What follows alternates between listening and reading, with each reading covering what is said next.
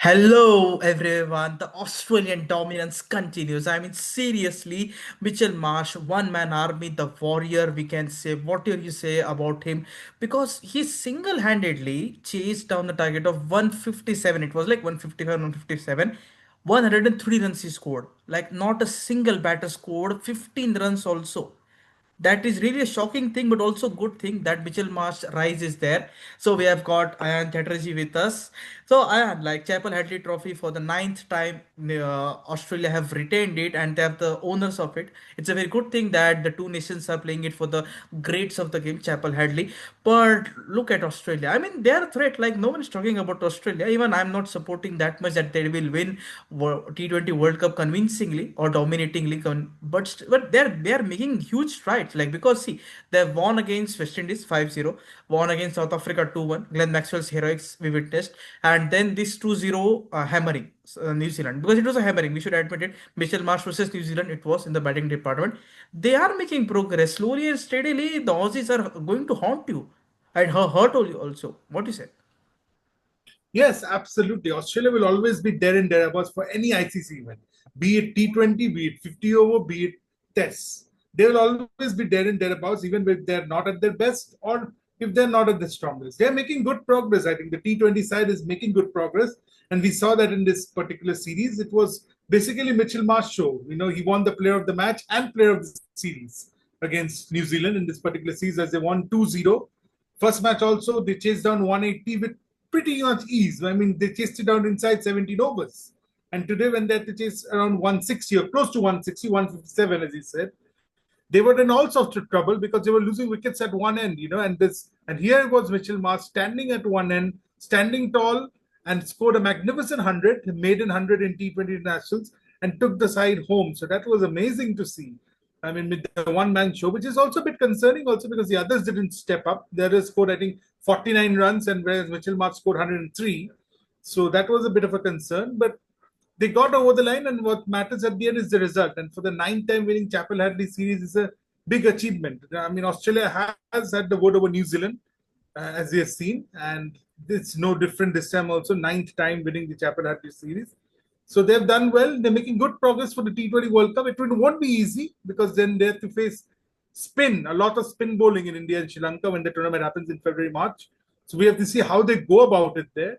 But they will be there as contenders. They'll be there and thereabouts. They'll be hovering around the knockout stage and anything. And once you reach the knockout stage, then anything can happen in world events. And Australia are always up for it, I feel. So if Australia takes everything seriously and they give their best, they will be there in it. I don't know whether they will win the T20 World Cup, but they will be in for the maybe semi-final spot, final spot, competing with the other teams. So I think they'll be there and there, and they're making good progress, as you said. Winning against West Indies, well, against West Indies now anybody wins, but still winning 5-0 in the Caribbean. Then 2-1 against South Africa, good South African side, we know. And now winning 2-0 against, albeit a depleted New Zealand side, but you play the side that is in front of you. You don't depend whether that side is depleted or not. So they're making good progress, and we'll have to see how they've gone. I think the biggest challenge of the main challenge will be against India, the 5 T20I series starting in October, November. That will be a bit of a challenge at home, how they go about there, and there we'll understand where Australia stands. But as of now, they're making good progress. Yeah, India test will be important because it's a five-match series. Even when Stark, Cummins, Hazelwood, they won't be a part, but the batting will be very strong. Maxwell is also expected to fit because after that freak injury, what that happened, like he got injured while doing at the nets and everything. They have the batting. Look, if you look at their batting, no, look, even if Steven Smith is, George Bailey, the chief selector, is not at all interested in accommodating or finding a place for, but they have Marcus Stoinis, they have Glenn Maxwell. The two senior guys are there. We should not forget. Tim David, no doubt, he's not a senior, but he's played a lot of franchisee cricket across the globe. He's the proper example of a cricketer who has succeeded as a proper T20 batter. Franchisee cricket success he is. So he's also an experienced batter in that. And then they've got Mitchell Marsh is there, Travis Head is there, Mitchell Owen is also quite young to this all this setup and everything. Matthew Short is there, Travis Head. Look, they have the batting. They can chase the target 170, 200 also at sometimes. But they need unity. That is, it's missing. Even against South Africa, we witnessed. You must have seen that series, second T20 international match. They lost a match by 50 or 70 runs. When there's a batting collapse, no, there is no one to save the team. Today there was Marsh against South Africa in the third T20 Test match, it was Maxwell. They have the match winners, but will they peak at the perfect time? That's the problem. Because in that case, earlier there was David Warner who used to do that responsibility duty. That's why they won the World Cup, T20 World Cup 2021. We should not forget, not at all. Mitchell Marsh was the architect behind that victory, but Warner was the one who glued the team, who said, I will stand at what end. Who is that guy? Because Smith can still play. I'm still saying to George Bailey, if he listens to me by any sort of medium, give a chance. Because see, Smith is someone who can provide stability. His game is also improved. His strike rate is improving. You must have seen the MLC tournament. He's playing franchise cricket as well. He's giving a best shot. He's also said that why I'm not getting picked and everything. Give a shot. I would say there is still time left. A little bit of short time only. But Australia, as you said, they are the contenders. We should not forget they won the T20 World Cup in Dubai, which is the conditions are quite similar to India. The ball turns and everything, they did good things. So you never know, they can make it to the semis, because in 2024 edition they didn't go to semi-final. They were outplayed by Afghanistan and India, by both the teams. So it's going to be require a lot of work. But the good thing is that without Travis Head, Australia is winning now. Travis Head's downfall has little bit started, I would say. He can make a comeback. There's no doubt about it. But Travis Head scores are not that much promising. Like I guess he will have to pull up his socks quickly. What do you say about Travis Head? Because against South Africa, against now New Zealand, two tours, very not much promising, not very concerning to be honest. Yeah, Travis's form is a little bit concerning, but the thing about Travis is takes one innings to get back into form. And guess which is the next series for Travis? It's against India, and he loves playing against India. So you never know in the ODIs or T20s, whichever format he plays. I think he'll play both the formats. You might see him getting back into form because he loves India somehow. So this is the best opponent to get back into form is India for him. So you might see him getting back into form. So I don't think it's a concern, but I don't think it's a big concern. I think he'll get back into the group very shortly before the Ashes. I'm sure about that. So yeah, man, he'll be back into form. But yeah, his form is concerning because he did not play the West Indies series, as you know, and he played against South Africa. Didn't have a good series. Didn't have a good series in these two matches against New Zealand. So yeah, it is a concern for Australia going forward. But for someone like Travis said, it takes one innings to get back into form. And if he gets back into the flow, then he can again destroy attacks. That is the thing with Travis said. And India is the next opponent for them for 3 ODIs and 5 T20s starting on 19th October.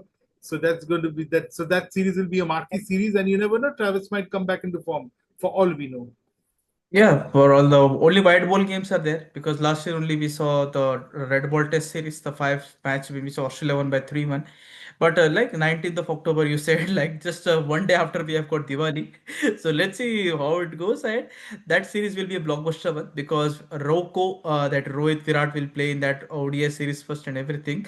But look, Australia can win without Stark and Cummins as well. Like it's a very good sign. Even without Nether Ellis, like all these three were missing. Josh Hazelwood, like Mr. Dependable. I often call him the Mr. Micra of this modern cricket, because he holds such consistency, right? I mean, a guy like him can also succeed in T20 cricket. He's roaring. Like look at his landless. He took 3 wickets, right? 3 wickets in his spell. He was really that line and length. How you will play him? Like even Brendan McCullum used to find it difficult to smash Josh Hazelwood. It requires immense work and what patience and dedication. Josh Hazelwood, look, Stark, he took. I respect his decision a lot, because see, Stark wasn't consistent in T20 national format. He used to take wickets. He used to take 5 wicket hauls. He used to take match winning spells and everything. But he used to go to the boundary a lot and cleaners, which we say. So Australia now, it's a very blessing in disguise that Hazelwood and Cummins will bowl in tandem. They have got Nathan Ellis, they have got Marcus Stoinis, four fast bowling options. But job is done. Zampa is there, and it's going to be amazing. There's no problem. Like and Maxi can roll his arm, bowling unit also looks sorted and everything. You never know, like Australia repeat their feat after 5 years. 2021 they lifted the World Cup at Dubai. Actually, and we should not forget, 2021 T20 World Cup hosts were India only. Due to the COVID pandemic, the second wave and everything, the tournament was shifted to Dubai. So the host was India only. Australia planned it according to Indian conditions only, and that team was a very good one. You never know. You might be sounding I might be sounding like an optimistic, but these Australian sides looking threatening. Look, they might lose against India, they might lose against before the T20 World Cup, but this momentum which they've got, no, they will say to themselves, "Come on, we have the World Cup. We can give it a best shot at." What you say? Like you said, like Australia the contenders, but look at the sequence of events since post T20 World Cup 24. Like it's really positive, like the vibes which we say in the modern era and everything, the Gen Z, the vibes are very good of this red wide ball team. Yes, they're doing well. As I said, they're doing well. They're getting into the groove. They're settling into a good team. There's a good camaraderie going on. So yeah, the Australian team is doing well, and they will be definitely be contenders. Like I said, it's all about taking the first steps. First from the group stage. I think the format goes like you have the group stage, then you have the Super Eights, then you have the semi-finals, and then the finals. So what happened to Australia in 2024 was in the Super Eights, they lost out to India and Afghanistan. They couldn't make the semis. This time, I think the main aim will be okay, let's reach the Super 8s first, then from there, let's reach the semis. Once you reach the semis, it's then on the day who plays better goes through, because that's a knockout stage. And Australia are very capable of doing that. When once they reach the knockout stage, they can go into the next stage very easily. So that is what, I think all teams will be wary of Australia, definitely. I mean, they've got the spin bowling covered, the Adam Zampa, Glenn Maxwell, pace is also covered. Josh Hazelwood, he's the best T20 bowler among the trio of Cummins, Hazelwood, and Stark. He's the best T20 bowler, Josh Hazelwood. And Josh himself says that I learned a lot of T20 bowling from CSK and MS Dhoni. That his bowling and everything. He's given Mhm. that credit. So Josh Hazelwood is a threat in T20 cricket, and he'll be there and thereabouts. So let's see how it goes. I mean, I'm predicting Australia to be there and thereabout for the T20 World Cup. I'm not going to say they're going to win the title, but I'm going to say they'll be there for the semis, finals, and push the other teams as far as winning the title is concerned. I think that is my early prediction, but it's too early to predict. Yeah, it's too early. Now the even the schedule is not yet out, not by our ICC chairman nor by anyone. We are still waiting for the seedings, for the groupings and everything, the dates and all. Tentative date says that it will be from 9th of February to 7th of March, something like that. Yeah, Because we have got IPL, for that IPL we have to wrap it up earlier. Look at the priorities and all that things. But Australia will be threat, I would say. India will be a real test for Mitchell Marsh. But I noticed one thing today about Mitchell Marsh. He was very calm. I didn't see this Marsh before. Because what Marsh I have seen since the last 10 to 15 years, he has played cricket from 2010. He is very aggressive. He's very what you call flamboyant, bold, and audacious. He didn't celebrate after the century, nor after Australia won. He was like, okay, we won the game. He wasn't happy. Even in the what is post presentation, there wasn't a huge beaming smile like we won. He was concerned about the team. Marsh now has become a mature leader. This is what Bailey wanted to make him. That take responsibility. Look, there's no Warner, there's no Smith, there's no one. No, you be your Marsh now. There's no Sean Marsh as well. Sean Marsh also retired. Marsh is becoming a leader. That's a huge bonus. Look, Australia already, Cummins is already playing T20 World Cup next one, 2026. Cummins will be there to guide, no doubt about it. And even Hazelwood, Stoinis, and Maxwell, they all do captaincy in tandem, everyone. It's all about everyone's opinion. But Marsh is growing, evolving as a leader. I mean, seriously, look at his shots and everything. Literally, he was like calm, composed. Like one bad shot, it was needed and Australia would have lost the game. Look, Chapel Hadley Trophy, Australia would have won that because they had retained everything. There's no doubt about it. But it could have been humiliation, annihilation. Like Australia failed to win the game. But Marsh was like, I'm going to win it. He just smiled when he won the game and everything and all those things. It was very good. Like I really liked it because see, when Marsh plays, no, it's just wonderful to watch. Look at his stride. He has the footwork and all things. Stand and deliver. There is proper footwork, but not that much footwork. But it destroys you. I just love seeing the batting of Mitchell Marsh.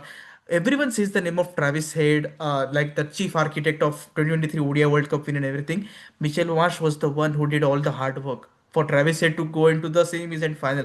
We should not forget when Travis Head's arm was fractured and everything. No, Marsh and Warner did all the hard work, and then they reached the semi-finals, and then Travis Head got into the team. So it was quite a collective effort.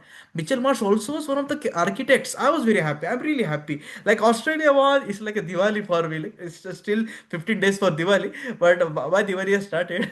So thank you, Ayan. It was quite wonderful to interact with you. Stay tuned with us, all of you, to all the viewers. We are very soon going to cover India's squad. A lot has happened. A lot of inside stories will be revealed to you at Cricket of Zeal and Go Worldwide as well. Stay tuned. Thank you, Anne. But really, Australia won. Like it's a party time. Come on, that we are the world champions 2023. When the whole world was against us, we won the World Cup. So never ever rile a kangaroo. You might see. You might say I'm a kangaroo. Yes, I am. Thank you, everyone. Yeah.